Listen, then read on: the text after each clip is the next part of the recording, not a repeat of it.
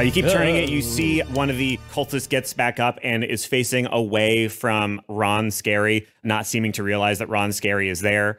You see another one stand up, and vines basically come up from the ground and start attacking it and constricting it in place, while you see normal Henry extend his arm towards them. You basically see the middle of a fight in reverse motion. And when you complete your turn all the way to the 1 on the thermostat for season 1, in that moment, you remember being in this fight as Daryl and Glenn and Ron and Henry. You remember these cultists attacking you as you tried to peacefully negotiate with them to get through, and the fight that ensued. You can just describe what you did. You don't have to roll for it. You just describe it. Henry turns to Daryl and says, Daryl, you had to just go in swinging again, huh? You just had to get in there, you know? I had him on the ropes. I was going to tell them, you know, that we should all get along. I had some great Deepak Chopra quotes ready to go. Daryl just tosses his second axe to Henry and just ignores him and just keeps swinging. He's like, hey, not now, buddy. We can talk about the way that this should have happened when we're done with this. I hear you. Feedback appreciated, but now's not the time, all right? And I'm swinging. You cleave through one of the cultists with ease. One jumps onto your back. Henry, watch out! And he's about to get killed, and Daryl saves Henry's life. And throwing an axe over his head. Hey, buddy, we can do an argument next time. Whoa, Glenn! And another guy's about to kill Glenn, and Daryl goes another axe and goes over Glenn's head and fucking gets him. And then I look at Ron dead in the eye and go, like, Ron, Voltron team up? Sure. And then Ron, watch out for that cliff! Oh, and no. Ron stumbles, and I reach my hand out, and I pick up and I grab Ron. All right. And then you throw Ron onto Nobody except for Matt has to roll to describe what you do. Ron jumps on my shoulders and we form like essentially this part in RRR where they're all standing on each other's shoulders. Yeah. And we're doing all of that. Like I'm leaning back and swinging Ron around. And Ron's like, wee! Flinging business cards like ninja stars. And then Henry just smiles, and he's like, my boys. Henry, in negotiation, they're supposed to meet us halfway, and I cut a guy in half. So you see lined up against the wall also, you see your kids, Grant and Lark and Sparrow. I turn the bleeding battle axe, and on one side of the battle axe, there's a picture of Carol and Grant. And I go, I'll be back soon. Well, no, they're against the wall. They're with you there, physically. I turn around and be like, I'll be back soon. I know. And you turn to Grant, and Grant is strangling one of the cultists. He goes, yeah, I know, Dad. I've got it handled. Yeah, you don't have to say you'll be back. I'm watching you. And the fucking cultist's eyes are bugging out, and Grant just completely heartlessly just fucking closing his windpipe. And then Glenn looks over and calls out to Grant. It's like, I taught him everything he knows. And then Ron shouts, I taught him everything he knows. And so Terry shouts out, I taught him everything he knows. You sure did, kiddo. Love you so much. I'm emotionally available now. And while cleaving through 3 cultists simultaneously, I go, I love that you 3 friends helped teach my son everything he knows. I appreciate you guys.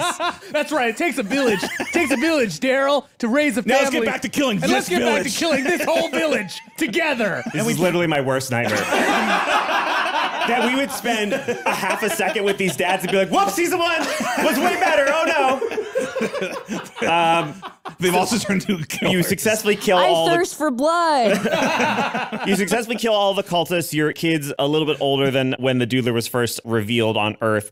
I used sneak attack. I used it now.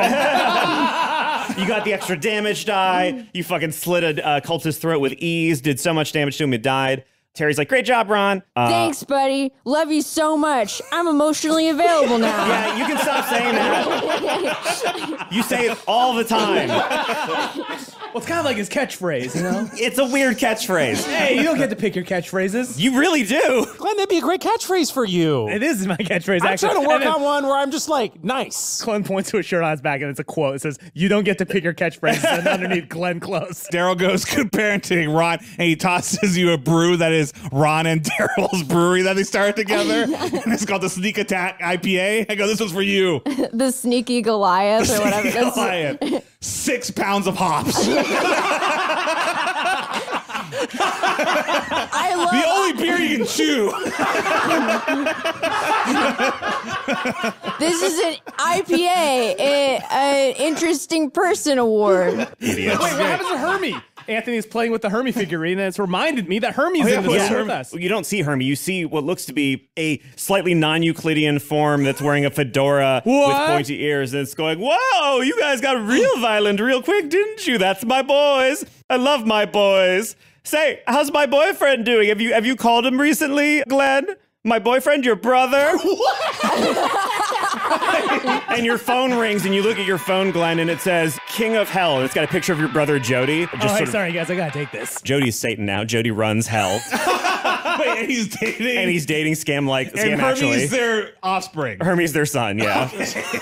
Holy shit, so much canon being established right now. And I pick up the phone, and I go, this is, David Jones answering for Glenn Close. Jody goes, "Hey, what's up, idiot?" Please hold for Glenn. Yeah, I know it's you, Glenn. Hey, what's up, man? That was my assistant. Oh, right, your assistant. Yeah, haha, impersonation. Oh, look at you, Bards. Look at you go.